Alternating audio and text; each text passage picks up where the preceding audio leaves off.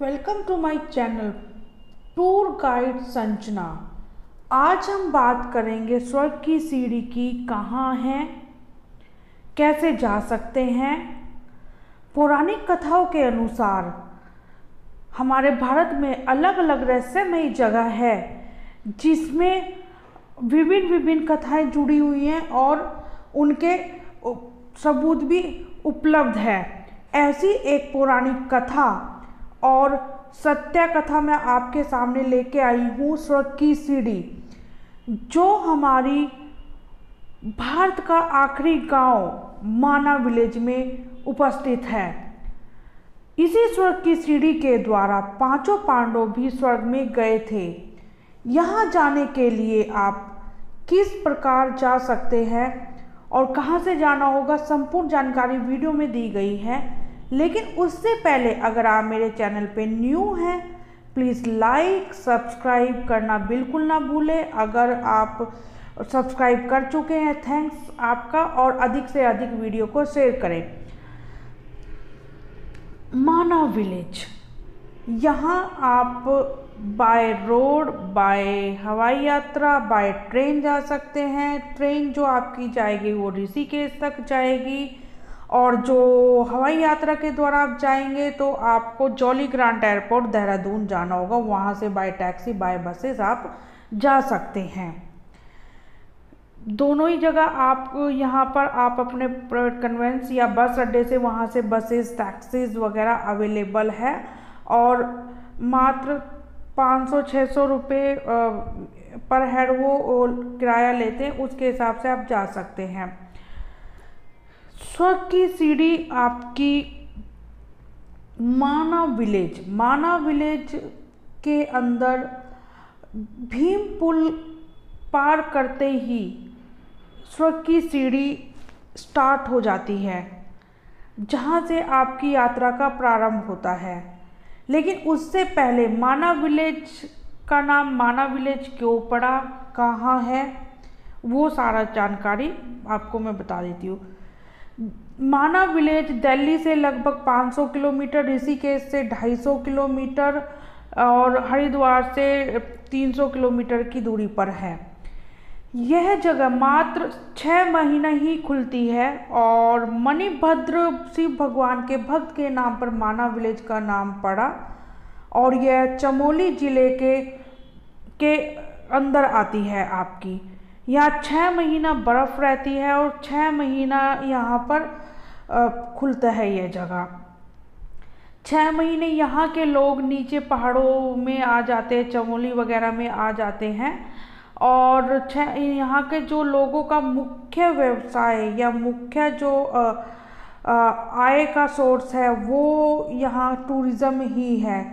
चारों तरफ ये आपके नर नारायण पर्वत, 2 पर्वत है यहाँ पर, चारों तरफ से घिरी हुई पहाड़ियाँ हैं, और आपका बहुत ही सुंदर जगह है यहाँ पर। और आप देखेंगे सर्दी में यहाँ पर चारों तरफ बर्फ़ मिलेगी आपको। सेब के पेड़ है, चीड़ के पेड़ है, अखरोट के पेड़ है यहाँ पर देखने को मिलेंगे। रास्ते, और छोटा सा गांव है ये, बहुत बड़ा गांव नहीं है। दूर दूर पे घर बने हुए हैं, छोटे छोटे से घर बने हुए हैं, और यहाँ के लोग स्वभाव के बहुत ही अच्छे होते हैं।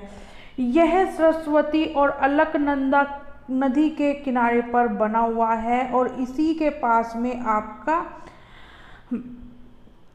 सरस्वती नदी निकलती है और वहीं पे लुप्त हो जाती है। कहते हैं कि जो भी माना विलेज एक बार चला जाए उसकी वहाँ से दरिद्रता दूर हो जाती, क्योंकि लक्ष्मी माँ और कुबेर भगवान जी साथ यहाँ पर उपस्थित है। तो उसे भविष्य में कभी पैसे से संबंधित और शारीरिक संबंधित कोई भी उसे रोग वगैरह हो, तो पीड़ा हो, तो कभी परेशानी नहीं होती। यह जगह समुद्र तल से 10,133 फीट की ऊंचाई पर है। यहाँ पे सर्दी में काफ़ी ठंडी होती है, और इसलिए आप जाएं जब भी तो ये जून, जुलाई, अगस्त के महीने में जा सकते हैं। और ये बद्री विशाल जो 4 धाम में से एक धाम आता है, उससे मात्र 3 किलोमीटर की दूरी पर है।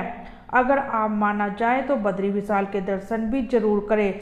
यहाँ कई सारी पौराणिक कथाएं इससे जुड़ी हुई है, माना विलेज से सबसे पहली जो कथा है वो महाभारत की कथा है। महाभारत के बारे में कौन नहीं जानता, सभी जानते हैं। वेद व्यास जी, वेद व्यास जी ने कथा यहाँ पर बोली थी और गणेश भगवान जी ने यहाँ पर कथा लिखी थी। जिस जगह कथा लिखी गई बैठ के गणेश जी ने, उसे गणेश गुफा के नाम से जाना जाता है। यहाँ पर गणेश भगवान जी का एक छोटा सा मंदिर बना हुआ है जो माना विलेज में आपका अंदर आता है और लगभग 500-600 मीटर, जहाँ माना विलेज का बोर्ड लगा वहाँ से अंदर जाके गांव के अंदर है। छोटा सा मंदिर है और यहाँ गणेश भगवान जी के द्वारा कथा रचित की गई थी। ये मंदिर में जाने का अंदर रास्ता और सामने ये देख रहे हैं ये मंदिर है। तो जब भी जाए रिद्धि सिद्धि गणेश भगवान के यहाँ दर्शन अवश्य करें। इसी के ठीक ऊपर व्यास गुफा, व्यास जी ने महाभारत की कथा बोली थी और श्री गणेश सिद्धि विनायक जी के द्वारा लिखी गई थी। व्यास जी की गुफा, यहाँ पर उनकी एक मूर्ति है और छोटा सा गुफा बनी हुई है। ठीक इससे 200 से 300 मीटर लोग यहाँ देश विदेश भिन्न भिन्न जगह से आते हैं और अपने आप को सौभाग्यशाली दर्शन करके यहाँ बनाते हैं। यह जगह बहुत ही खूबसूरत है और इसके दर्शन मात्र से एक अनोखी अनुभूति होती है। इससे मात्र आगे 400 मीटर चलेंगे, वहीं आपकी नदी आती है, सरस्वती नदी। ये सरस्वती नदी है, यहीं से सरस्वती नदी का उद्गम हुआ है। सरस्वती नदी और आपकी व्यास गुफा दोनों एक दूसरे से जुड़ी है। गणेश जी के श्राप के कारण यह जगह सरस्वती नदी लुप्त हो गई थी, क्योंकि वह काफ़ी शोर कर रही थी और जब गणेश जी ने उन्हें कहा कि शांत हो जाओ, वह नहीं शांत हुई तो उन्होंने श्राप दिया कि तुम अभी लुप्त हो जाओगी। और आज तक सरस्वती नदी लुप्त है और वह नीचे नीचे बहती है और आके सबसे पहले जो उनका मिलन होता है तीनों यमुना गंगा सरस्वती, वो ऋषिकेश में त्रिवेणी घाट पे होता है। सरस्वती नदी के ही दाएं तौर पे वहाँ पे भीम जी ने जब पांचों पांडव साथ में थे तो अपना स्वर्गारोहण के लिए निकले थे, तो मार्ग क्रॉस करने के लिए नदी के ऊपर एक पत्थर रखा गया जिसे आज भीम पुल के नाम से जाना जाता है। ये पत्थर इतना विशालकाय था कि आज आप देखें तो उनका एक अंगूठे का पैर ही लगभग ठीक है आपका 20 मंजिल के बराबर होगा। ये जो पुल देख रहे हैं आज, पत्थर देख रहे हैं, ये भीम पुल के नाम से जाना जाता है। और इसी के जस्ट पीछे हमारा चाइना आ जाता है और भारत का ये अंतिम विलेज है और चाइना का बॉर्डर लग जाता है। यही भारत के सरस्वती नदी और भीमपुर क्रॉस करते ही आपकी स्वर्ग की सीढ़ियों की यात्रा शुरू हो जाती है। स्वर्गारोहण भी इसे कहते हैं।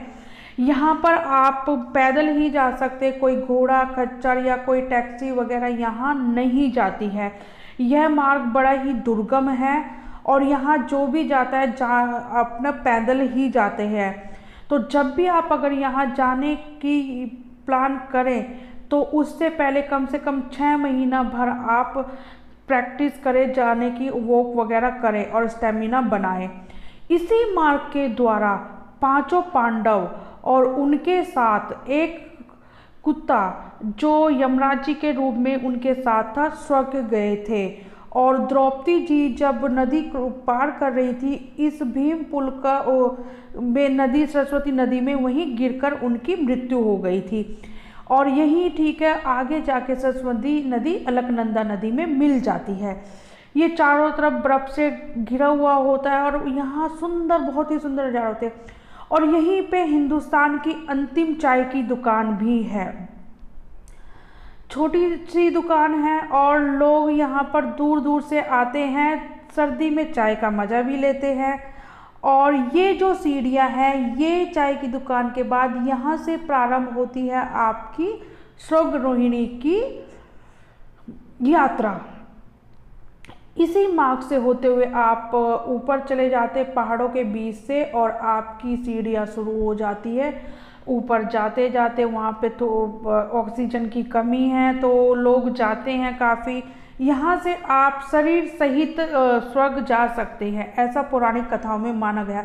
ऊपर जाते ही 6 किलोमीटर करीब जाते ही आपको ये सरोवर मिलेगा, संतोपत सरोवर मिलेगा वहाँ पे। और इसके अंदर कहते हैं कि एकादशी के दिन सभी देवी देवता और भगवान ब्रह्मा विष्णु में स्नान करने आते हैं, और यही रास्ता कहते हैं कि वैकुंठ धाम को भी जाता है।